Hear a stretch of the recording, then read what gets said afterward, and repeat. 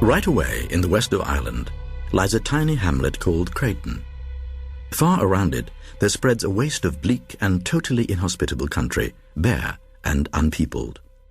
Yet in spite of its desolation, my friend Tonneson and I had elected to spend our vacation there. He had stumbled on the place the year previously during a walking tour and discovered the possibilities for the angler in a small, unnamed river. It was early evening when we arrived. It had taken us all day to journey the 40 miles from the railway station at Ardryan over some of the roughest tracks imaginable. Having put up our tent, we dismissed our driver, telling him to come for us at the end of a fortnight. We had brought sufficient provisions to last us, and water we could get from the stream. Tonneson had got our small oil stove lit, so I took the kettle and walked down to the river. On the way back, I passed a small group of village people. I asked them, casually, about the fishing, but instead of answering, they just stared at me. Then one of the men said something rapidly, in what I guessed to be pure Irish. It was evident that the inhabitants of these few huts in the wilderness did not know a word of English. So, with a smile and a nod, I left them, and the little crowd smiled and nodded in return, though their faces betrayed puzzlement. Next morning, we rose early and went for a swim. Then, after breakfast, we roused out our fishing tackle and strode off in the direction my friend had explored on his previous visit. During the day, we fished happily, working steadily upstream, and by evening we had one of the prettiest creels of fish that I had seen for a long while. Thus we spent several days, having splendid sport and first-rate appetites to do justice upon our prey. It was the Sunday after we arrived that we made a great discovery. Hitherto, we had always gone upstream. On that day, however, we laid aside our rods and set out for a ramble in the opposite direction. The day was warm, and we trudged along, chatting on this and that matter. And then, without any warning whatsoever, the river we had followed so confidently came to an abrupt end, vanishing into the earth. Tonneson and I stared in amazement. "Let's go on a bit," he said. "It may reappear." Presently, we came out onto the top of a high, boulder-strewn bank, from which we looked down into a wilderness of bushes and trees. From the centre of the wooded lowland there rose a great haze-like spray. "There must be a waterfall," said Tonneson. Down the sloping bank we made our way, and entered among the wilderness. The bushes were matted, and the trees overhung us, but here and there one could trace signs of a long-departed cultivation. It came to me that we were making our way through a great and ancient garden. But what a wild place it was now, so dismal and sombre. And there had grown upon our ears a distant, droning roar. Steadily the roaring grew louder and nearer, until it appeared, as I remarked to Tonneson, almost to come from under our feet. And then suddenly we came out from among the trees onto a great open space where, not 6 paces in front of us, yawned the mouth of a tremendous chasm, from the depths of which the noise appeared to rise, along with the spray. "Good Lord," said Tonneson. I was silent, and rather awed. On the far side of the chasm there was something that looked like a fragment of a great ruin. "Come along," Tonneson shouted above the uproar. "We'll have a look at it." He started off around the edge of the crater-like abyss. As we neared this new thing, I saw that it was undoubtedly a portion of some ruined building. Yet it was not built on the edge of the chasm itself, but perched on a huge rocky spur over it. We walked out onto the projecting arm of rock, and I must confess to having felt an intolerable sense of terror as I looked down into the unknown depths below. Reaching the ruin, we clambered around it cautiously, and on the further side came across a mass of fallen stones. The ruin itself seemed to be a portion of the outer wall of some prodigious structure, it was so substantially built. Yet, where was the rest of whatever there had been? I saw that Tonneson was standing within a small excavation that he had made among the debris. He was brushing dirt from what looked like a book, much dilapidated. He handed his prize to me, telling me to put it in my satchel. This I did, first, however, running the pages through my fingers, and noting that they were filled with a neat, old-fashioned writing, which was quite legible, save one portion that was muddied and crumpled. Having put the volume away safely, I gave Tonneson a hand with the self-imposed excavating. Yet though we put in over an hour's hard work, we came up with nothing more than some fragments of broken wood. And so we went back once more to the safety of the land. We made a complete tour of the tremendous chasm, which we were able to observe was an almost perfect circle, save for where the ruin-crowned rock jutted out. To the north was a clear space, and we bent our steps in that direction.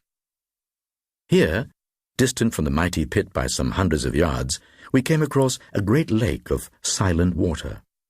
Silent, that is, save in one part, where there was a continuous bubbling. We were able to speak now without having to shout, and I asked Tonneson what he thought of the place.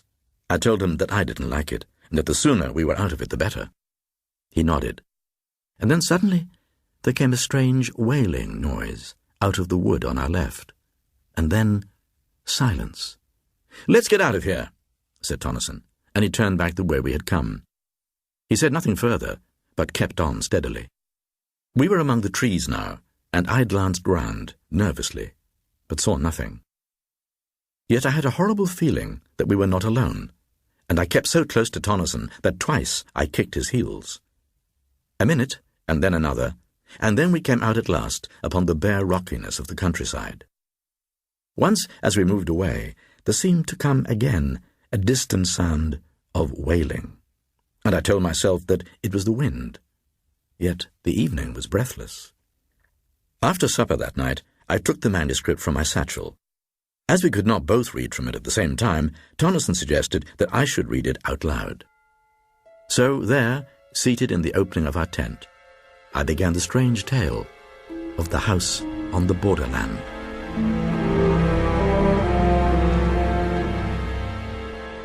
I am an old man. I live here in this ancient house, surrounded by huge unkempt gardens. The peasantry who inhabit the wilderness beyond say that I am mad. I have nothing to do with them. I live here alone with my old sister, who is my housekeeper. I have one friend, a dog. Yes, I would sooner have old Pepper than the rest of creation together. I have decided to start a kind of diary. For a couple of centuries, this house has had a reputation, a bad one, and until I bought it, for more than 80 years, no one had lived here. I am not superstitious, but I have ceased to deny that things happen in this house, things that I cannot explain, and therefore I must needs ease my mind by writing down an account of them. Though, should my diary ever be read when I am gone, the readers will be more convinced that I was mad. This house, how ancient it is. Though its age strikes one less perhaps than its structure, little curved towers and pinnacles with outlines suggestive of leaping flames predominate, while the body of the building is in the form of a circle. I have heard that there are old stories told amongst the country people to the effect that the devil built the place. However, that is as may be. I must have been here some 10 years before I saw any real manifestations of the so-called supernatural. It was after midnight on the 21st day of January. I was reading in my study. Pepper lay sleeping near my chair.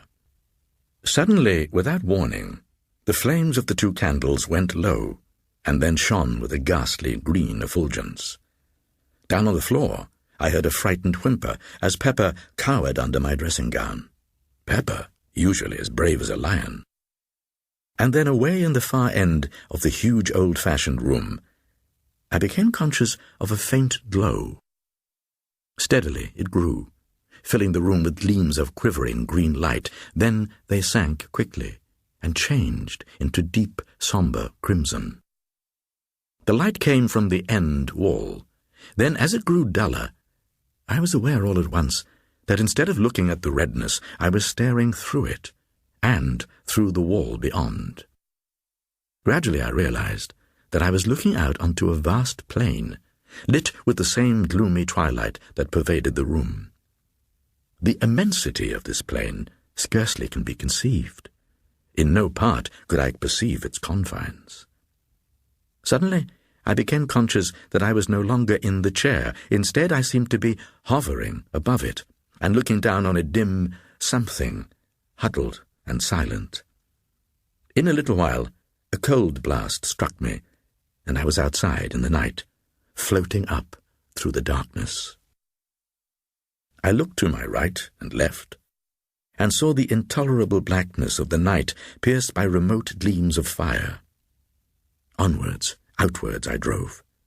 Once I glanced behind and saw the earth, a small crescent of blue light, receding away to my left.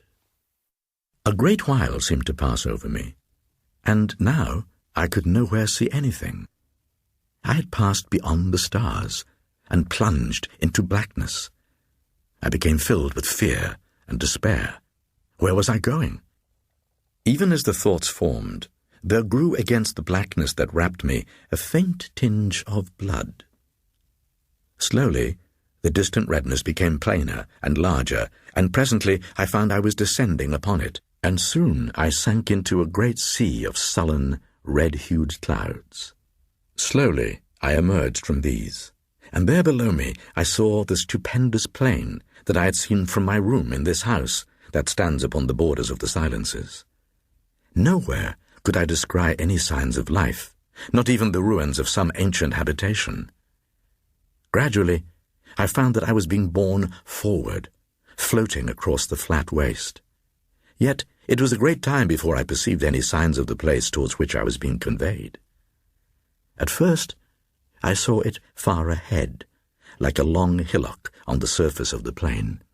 But as I drew nearer, I perceived that I had been mistaken.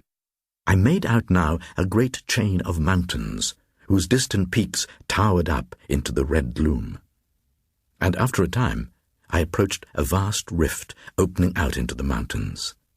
Through this I was borne, moving at no great speed.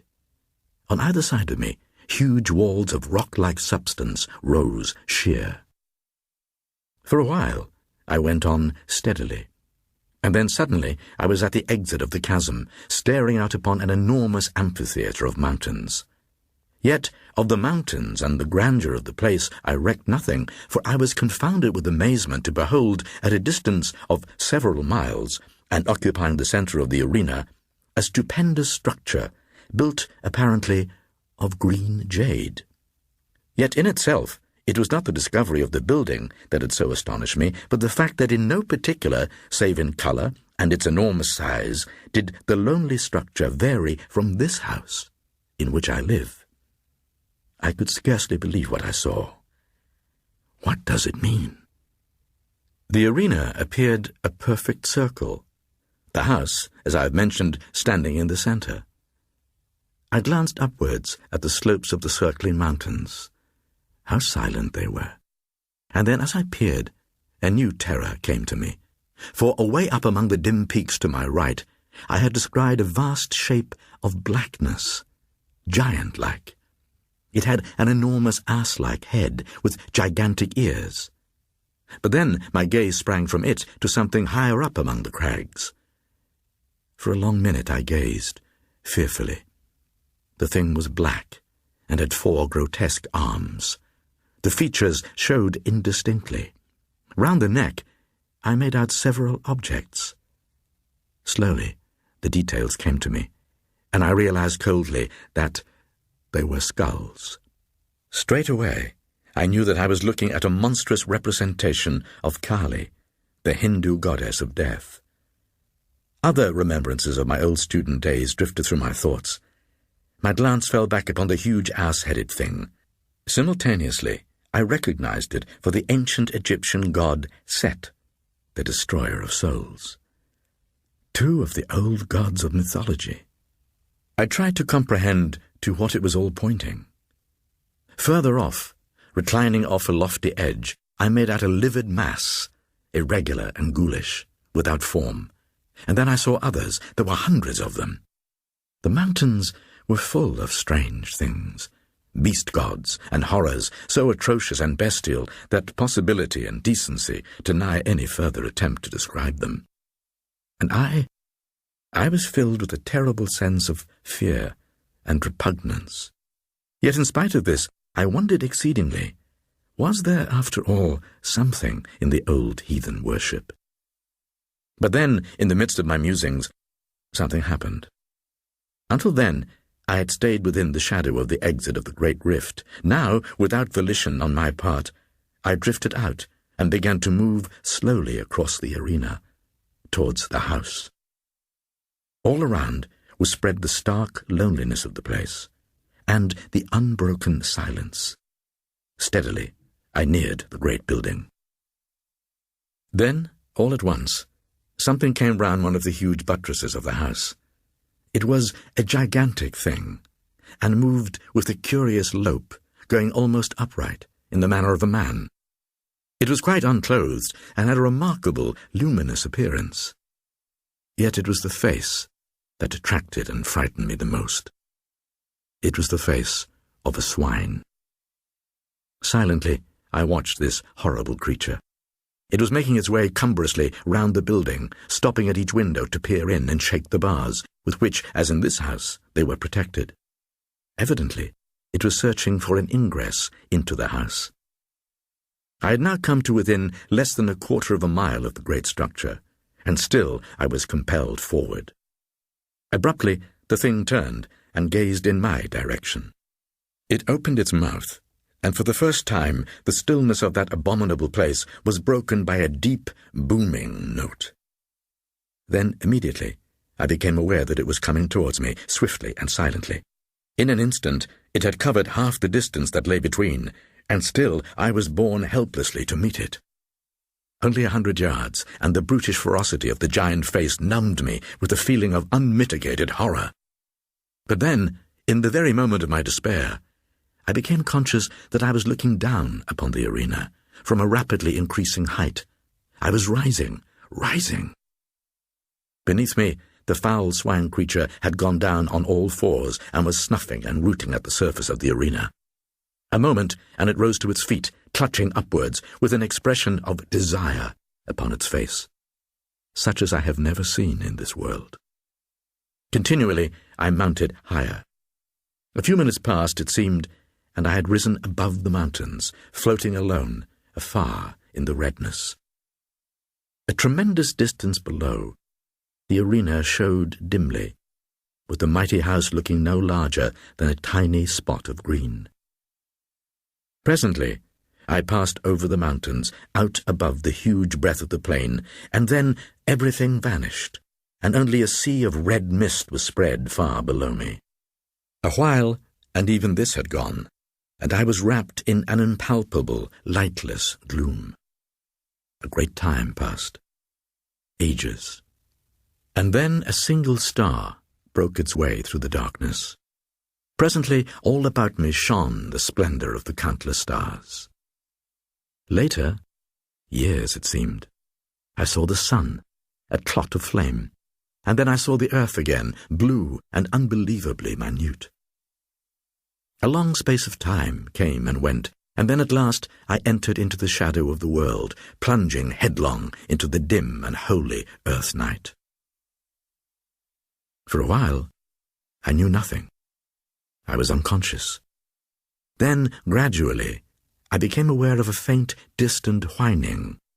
I struggled madly for breath and tried to shout. I was conscious that something was licking my hand. Then things came back to me, and I called Pepper, faintly.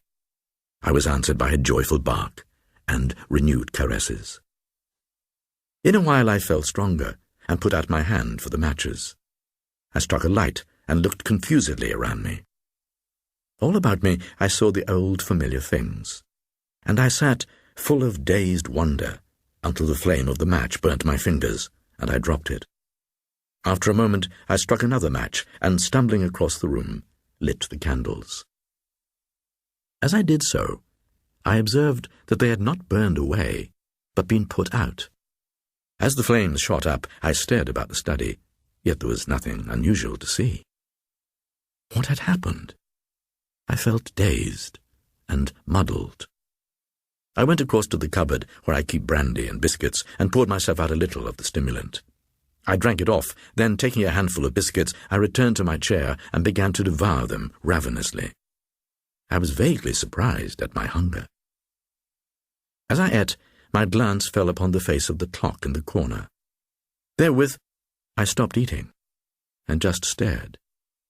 The hands were pointing to a little before midnight, whereas it was, as I well knew, considerably after that time, when I had witnessed the first of the strange happenings. For a moment I was puzzled.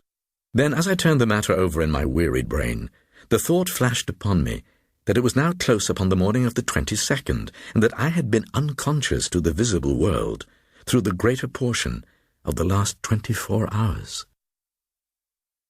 During breakfast next morning, I inquired casually of my sister regarding this date, and found my surmise correct.